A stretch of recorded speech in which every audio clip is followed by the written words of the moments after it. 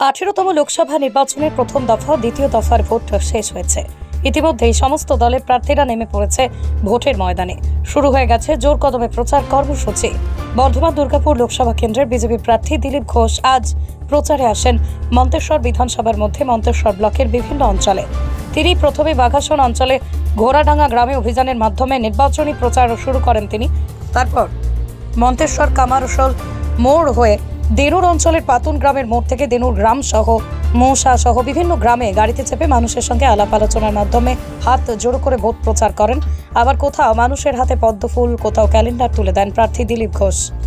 এই অভিযানে দিলীপ ঘোষের সঙ্গে ছিলেন শর্মিষ্ঠা হীরার দত্ত। তিনি কি বলছেন শুনে নেব। আজকে আপনাদের প্রার্থীর প্রচার কর্মসূচি কোথায় কোথায়?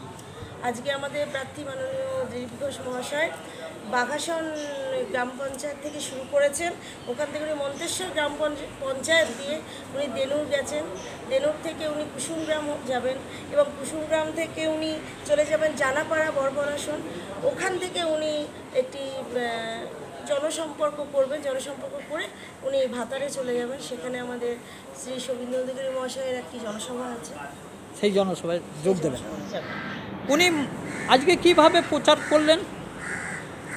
ওনার প্রচার জনসম্পর্ক, উনি জনসম্পর্ক বেশি করছেন, সেরকমই প্রচার করেছেন।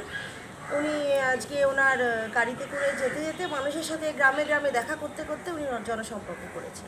মানুষের কাছে কি কি তুলে ধরলেন উনি যখন মানুষের কাছে যাচ্ছে, মানুষ এগিয়ে আসছে, কিছু বলার আগে মানুষ তাদের নিজেদের কথা বলছে এবং উনি তাদেরকে বোঝাচ্ছেন যে আমাদের কেন্দ্রীয় সরকার যে প্রকল্পগুলি আছে সেইগুলি পেয়েছেন কিনা জিজ্ঞেস করছেন এবং কীভাবে তাদের কাছে উনি পৌঁছে দেবেন উনি আসলে সেইগুলো তাদের সাথে জিজ্ঞেস করছেন এবং সাহস দিচ্ছেন। উনি সবসময় দিলীপ ঘোষ মানেই আমাদের সাহস এবং বল, এবং আমাদের যারা মহিলারা বিশেষত আছেন তারা তো খুবই সাহস পাচ্ছেন দিলীপ ঘোষকে দেখে।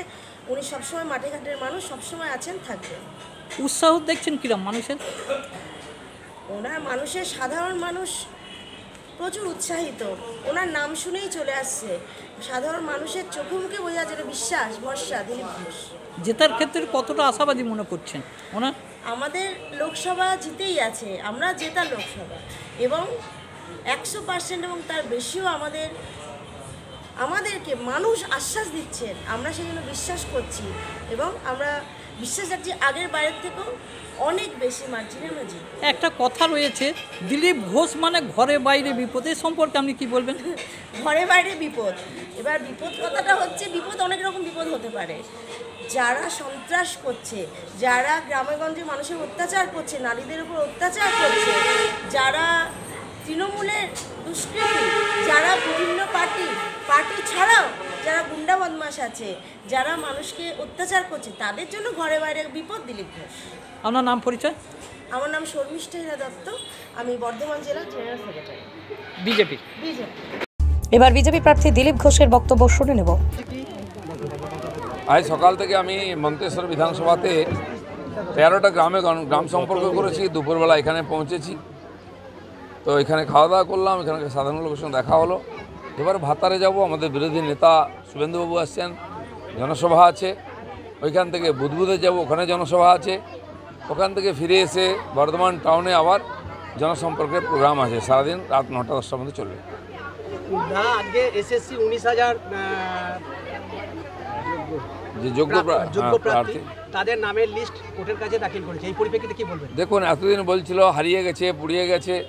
যেই প্রধানমন্ত্রী বললেন সেদিন বর্ধমান থেকে যে যারা যোগ্য প্রার্থী তাদেরকে চাকরি দিতে হবে, তাদের জন্য আমরা কেস লড়ব, আর যারা অযোগ্য তারা সাজা পাবে। আর তার 2 ঘন্টার মধ্যে প্রেস কনফারেন্স করে এসএসসি বলল যে হ্যাঁ আমরাও খুঁজে দিয়ে দেবো, আমাদের কাছে রেকর্ড আছে। এবং কোর্টও বলে দিয়েছে যে এটা করতেই হবে। আমরা আশা করব যারা পরীক্ষা দিয়েছে, যারা যোগ্য, তারা চাকরি পাবে, আর যারা টাকা দিয়েছে, যারা টাকা নিয়েছে, এই দুজনের সাজা হবে।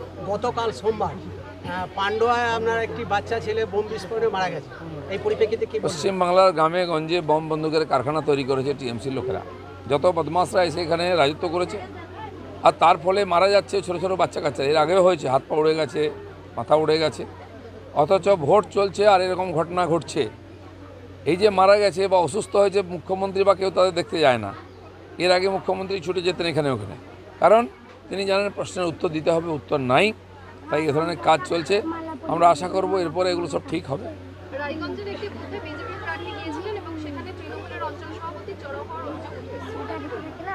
দেখুন, অনেক জায়গায় গণ্ডগোল চেষ্টা করছে, ওরা হেরে যাচ্ছে, মানুষ ওদের বিরুদ্ধে আছে, তাই একটা ঝামেলা তৈরি করার চেষ্টা করছে। কিন্তু পশ্চিমবাংলার মানুষ বুঝে গেছে, তারা গণতান্ত্রিক অধিকার প্রয়োগ করে পরিবর্তন করবে। চল, সময় হয়ে গেছে।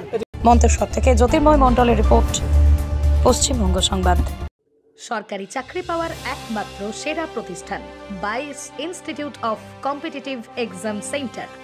আপনিও কি সরকারি চাকরির পরীক্ষার প্রস্তুতি নিতে চান কিন্তু পাচ্ছেন না সঠিক পথ নির্দেশক? তাহলে আর দেরি না করে এক্ষুনি যোগাযোগ করুন বাইস ইনস্টিটিউটে। আপনার সাফল্যের চাবিকাঠি অপেক্ষা করছে এখানেই। বাইস ইনস্টিটিউটে অভিজ্ঞ শিক্ষকদের দ্বারা ছাত্রছাত্রীদের সরকারি চাকরির লিখিত পরীক্ষা, দূর ইন্টারভিউ এবং মেডিকেল টেস্টের আদর্শ প্রস্তুতি দেওয়া হয়।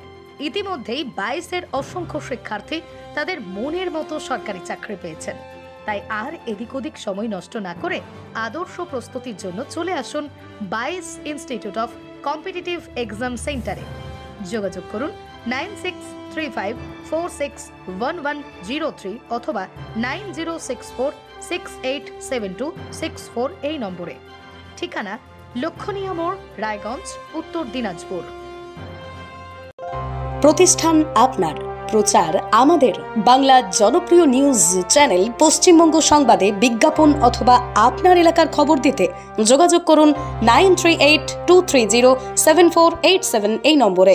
Wait, so this was your wedding look? Oh my god, Tammy, you look pretty. Dhaka থেকে যখন আইছিলাম এ হগল আমার মা আমারে পরাইয়া দিছিল। It's so authentic, Tammy. I will go for this look. But what about my goina?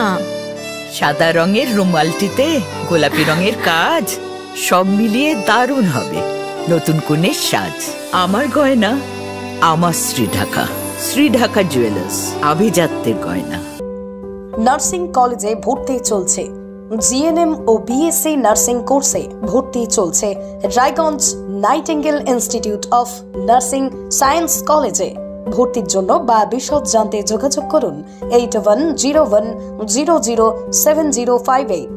ঠিকানা গোবিন্দপুর, মিরুয়াল, রায়গঞ্জ, উত্তর দিনাজপুর।